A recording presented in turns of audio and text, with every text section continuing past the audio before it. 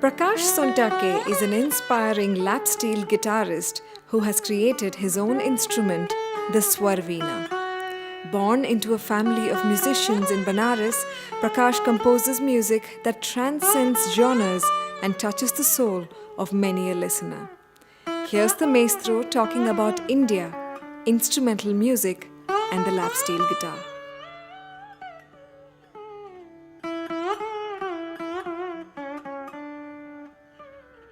Prakash ji, how many years have you been in the music industry, and how did you come to choosing the lap steel guitar and the SwarVeena? Without knowing, there's a lot of music happening at home.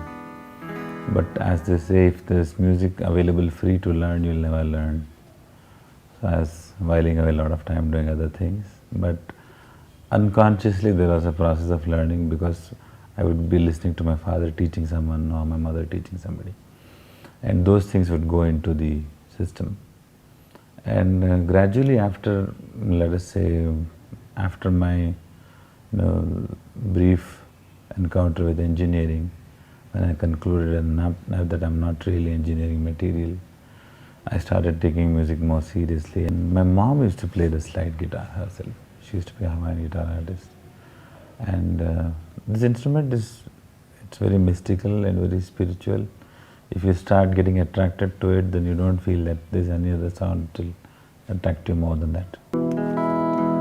It's very simple, that you'll be surprised to see, for anybody who knows Hindustani classical.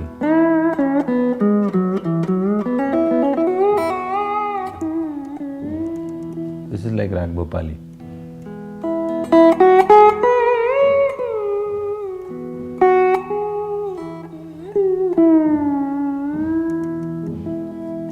This is Bhopali.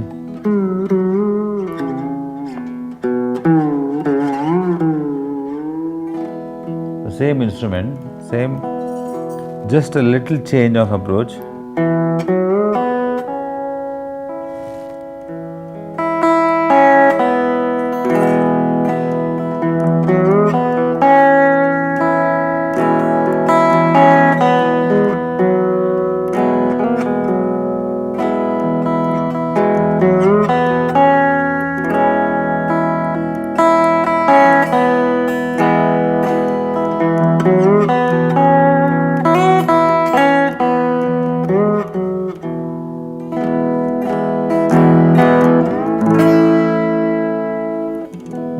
Here, Pink Floyd.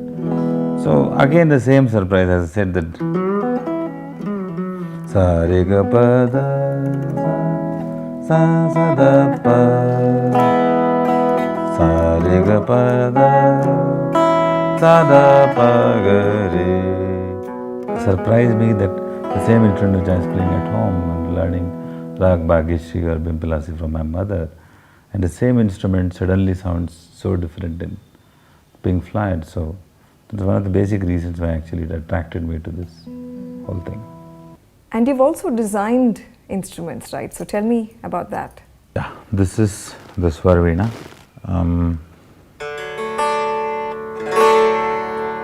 Simple, it's like a typical Hawaiian guitar when it comes to the 6-string part of it. So you have like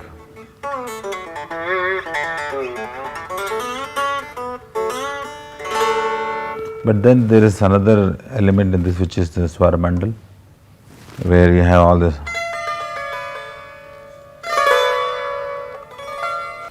My belief at some point of time, which I thought, was not to associate my name with the instrument.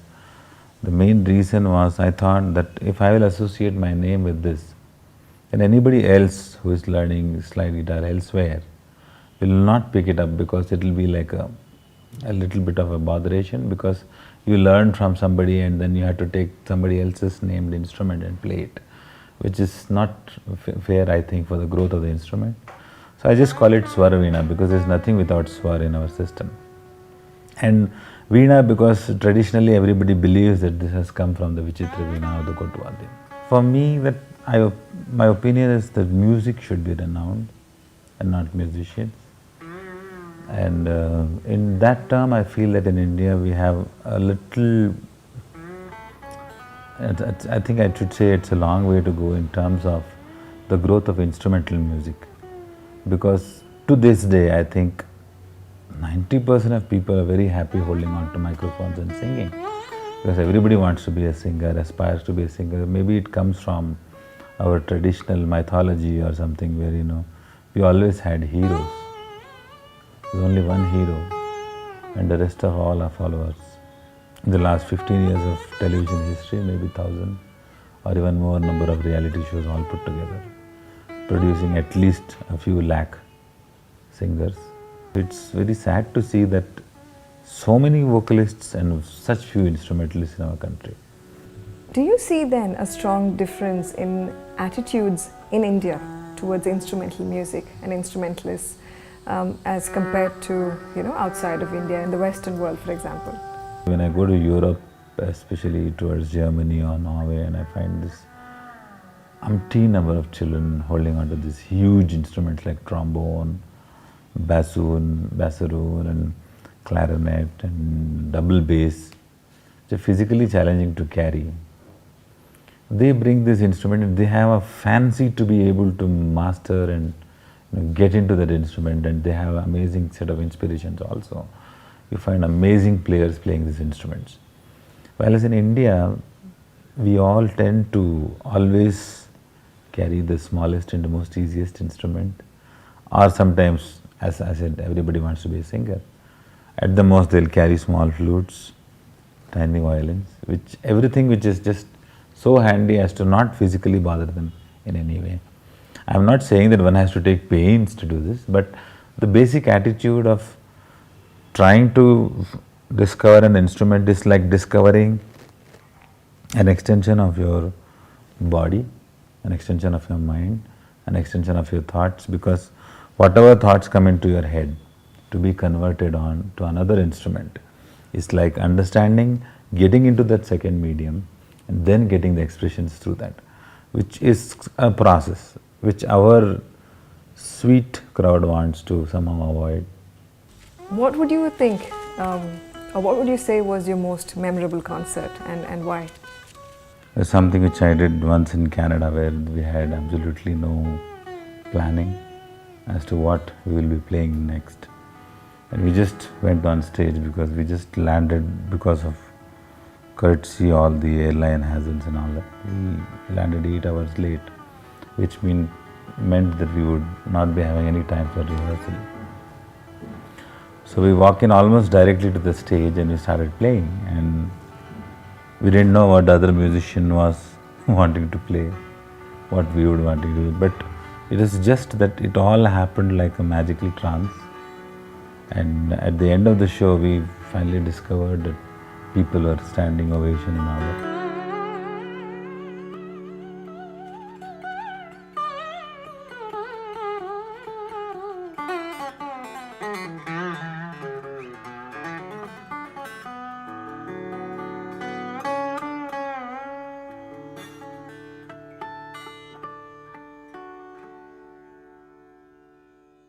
So this piece, Nadia, was also written by Nitin Sawhney in a different fusionish way, and it has been performed even by Jeff Beck, and a lot of guitar fans and guitar followers know this piece more as a Jeff Beck piece, but actually traditionally Nadia belongs to a very traditional Hindustani classical background.